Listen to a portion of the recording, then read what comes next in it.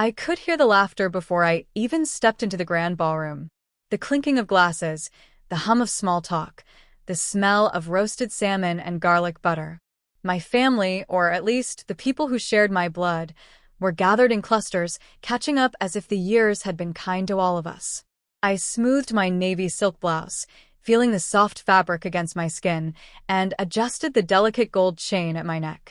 My heels clicked softly against the polished marble floor as I walked in. Not a single head turned. Typical. It had been 10 years since I last saw most of them. I wasn't expecting a parade, but maybe a nod? Hey, Emma? Instead, they barely glanced my way. Aunt Carol was deep in conversation with my cousin Danielle. Uncle Rick was telling his loud fishing stories, and my older brother Jake was holding court at the center table, like he owned the place. I moved toward the back, picking up a glass of sparkling water. I told myself I didn't care, but there was still that faint sting. They had no idea. That's when I heard it. "Miss Carter," a warm male voice said behind me. I turned to see the hotel manager, impeccably dressed, smiling as if greeting royalty. "I just wanted to thank you for your investment in our property.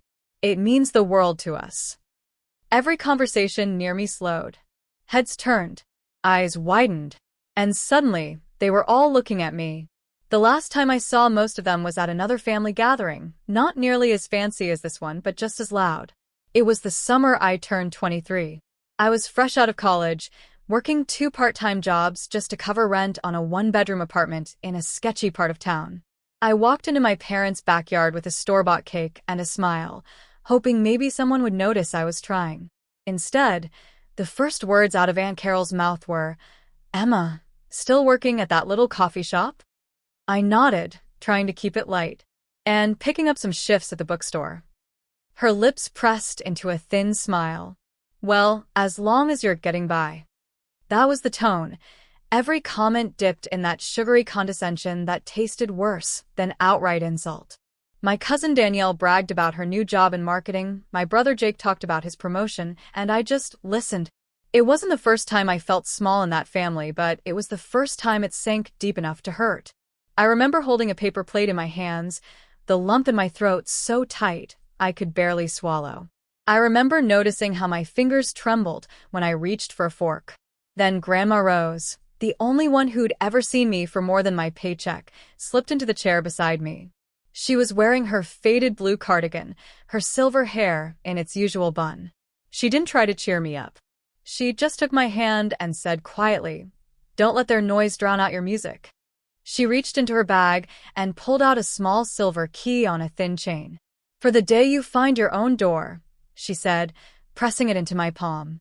"And, Emma, you will." That night, I left early.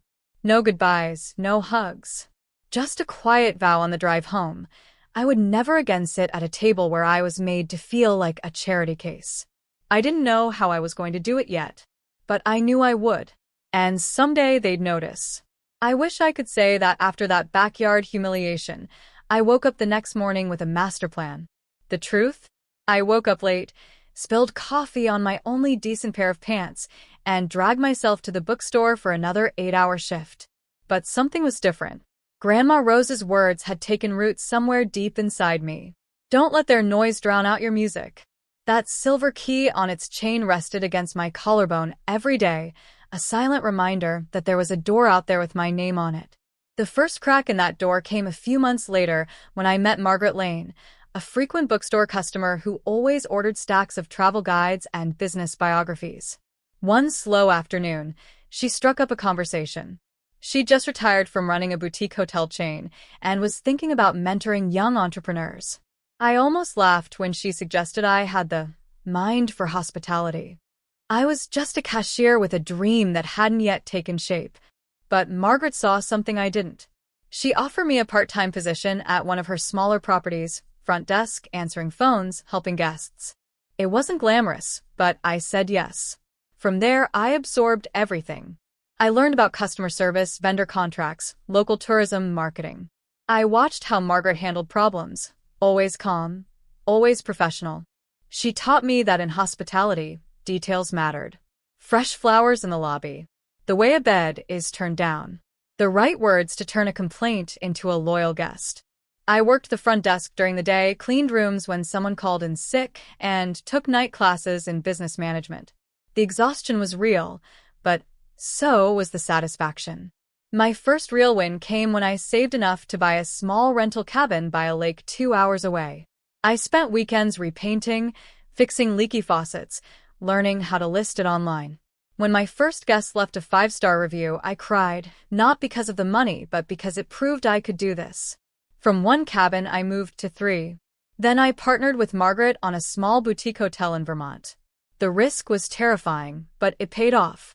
Over the years, I expanded quietly, properties in Maine, Colorado, California. I learned to negotiate with investors, how to read market trends, and how to reinvest profits into bigger opportunities. And through it all, my family assumed I was just working in a hotel somewhere. I never corrected them. I posted pictures of sunrises instead of boardrooms, coffee mugs instead of contracts. The less they knew, the better. Because one day, I wanted the reveal to be on my terms. That day had finally arrived. The ballroom felt warmer now, but maybe that was just the heat of all those stares on my back. The hotel manager, Mr. Jonathan Pierce, was still smiling at me as if we were old friends. "If there's anything you need during your stay, Miss Carter," he said, "you just let me know. And again, thank you for choosing our property to join your portfolio. It's an honor." I could feel the shift ripple through the room like an invisible wave. My brother Jake's laugh had stopped mid-sentence. Danielle was frozen with her champagne glass halfway to her lips. Aunt Carol was blinking so fast you'd think her contact lenses were malfunctioning. I simply smiled and said, "Of course, Jonathan. I'm happy to support such a beautiful property." That's when Jake finally spoke. "Wait, your portfolio?" His tone had that half-mocking, half-curious edge I knew too well. Jonathan looked at him as if the question was absurd. "Yes. Ms. Carter recently became one of the primary investors in this hotel. Technically, she's a co-owner." If the carpet had suddenly sprouted flames, the shock on their faces couldn't have been more dramatic.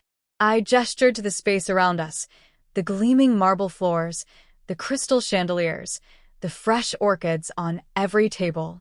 "Well, I thought this place would be perfect for a family reunion," I said lightly. "After all, it's mine." No one spoke for a moment. It was almost funny, watching the gears turn in their heads, trying to piece together how the girl who worked at a coffee shop had somehow become the woman signing property investment contracts. Danielle was the first to recover. "Emma, I had no idea you were in real estate?" "Hospitality," I corrected, my voice even. "Hotels, vacation rentals, luxury properties. I've been doing it for years." I took a sip of my water and let the pause stretch just enough to make them uncomfortable. I just never saw the need to bring it up. Jake chuckled awkwardly. "Guess you've been busy." "That's one word for it," I said.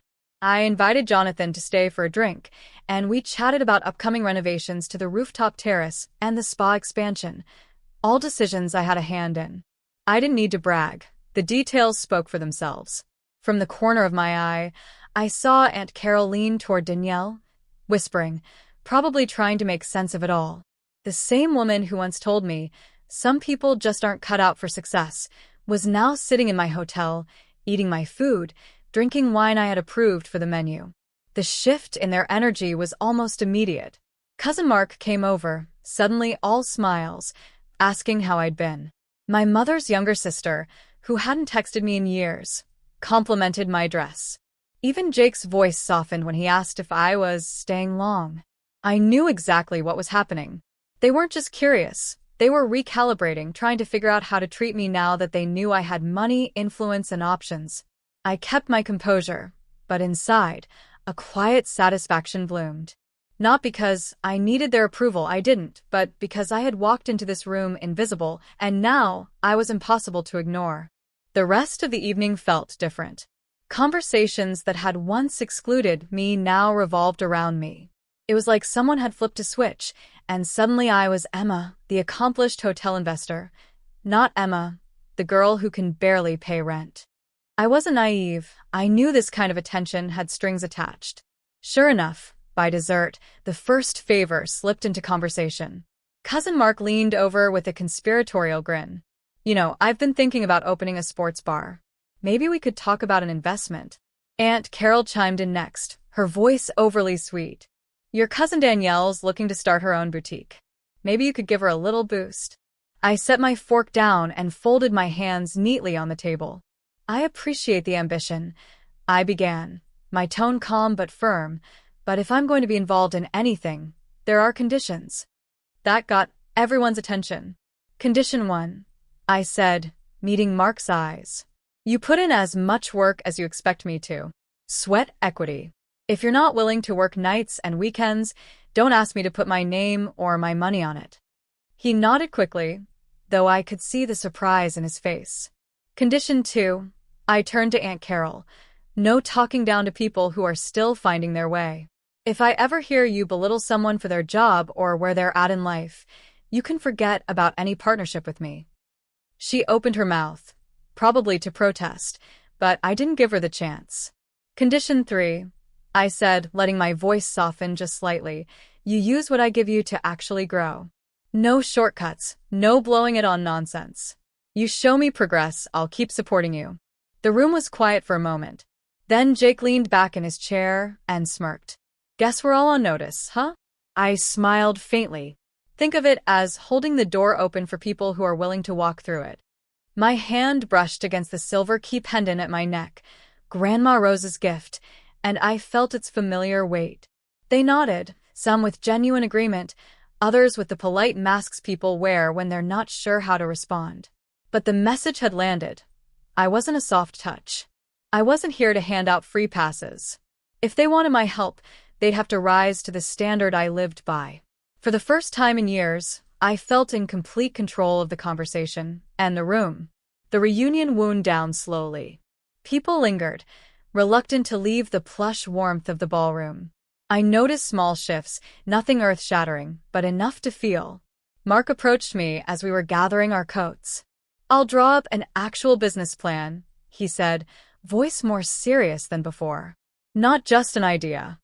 Good, I told him. Bring it to me when it's ready. Even Aunt Carol, who had spent years perfecting the art of condescension, paused on her way out. Emma, I might have been hard on you in the past. I see now I didn't know the whole picture. I didn't let her off the hook entirely. You didn't need to know the whole picture to be kind, I said gently. But I still accepted the hug she offered. Later, when the room had emptied and the last champagne flute had been cleared away, I walked through the quiet halls of my hotel. My heels clicked against the marble, echoing softly. I paused by the grand staircase, pulling the silver key pendant from beneath my blouse. My thumb traced its worn edges, the metal warm from resting against my skin all night. Grandma Rose had been gone for years, but I could almost hear her voice. Don't let their noise drown out your music. I smiled to myself. She'd be proud. Not because of the money or the properties or even the way I'd turn the tables tonight, but because I'd built a life on my own terms. That night, I stepped out onto the rooftop terrace. The city stretched beneath me in a web of glowing lights. Somewhere below, my family was making their way home, carrying a new image of me, one I had earned, piece by piece, over years of work they never saw. I wasn't invisible anymore. But even if I had been, it wouldn't have mattered. I had found my door. I had unlocked it, and I'd walked through without needing anyone to hold it open. I slipped the key back under my blouse, letting it rest against my heart, and whispered to the night. Maybe to her, maybe to myself. Funny thing about doors, the ones they close on you are often the ones you end up owning.